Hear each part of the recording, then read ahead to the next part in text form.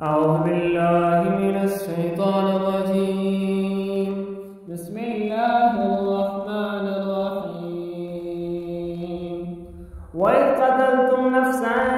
فادارأتم فيها والله مخرج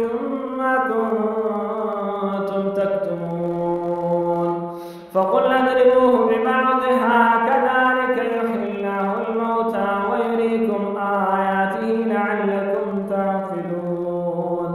ثم قست قلوبكم من بعد ذلك فهي كالحجارة وأشد قسوة وإن من الحجارة لما يتفجر منه الأنهار وإن منها لما يشقق فيخرج منه الماء وإن منها لما يهبط من خشية الله وما الله بغافل عما تعملون أفتطمعون أن يؤمنوا لكم وقد كان فريق منهم يسمعون كلام الله ثم يحرفونه من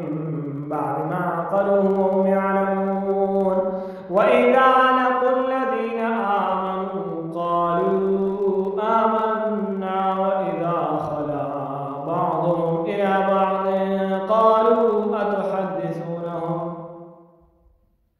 قالوا أتحدثونهم بما فتح الله عليكم ليحاجوكم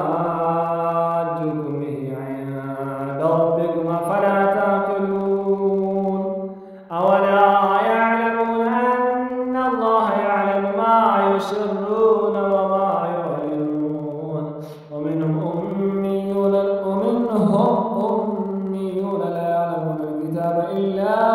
أماني وإنهم إلا يظنون فويل للذين يكتبون الكتاب بأيديهم ثم يقولون هذا من عند الله ليشتروا به ثمنا قليلا فويل لهم مما كتبت أيديهم وويل لهم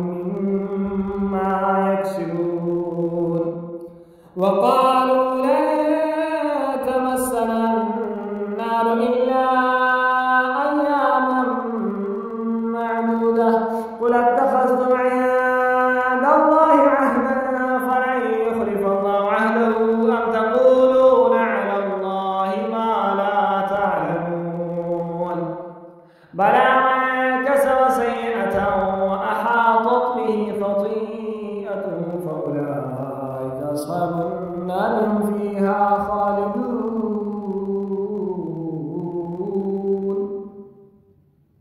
والذين آمنوا وعملوا الصالحات أولئك أصحاب الجنة هم فيها خالدون صدق الله العظيم.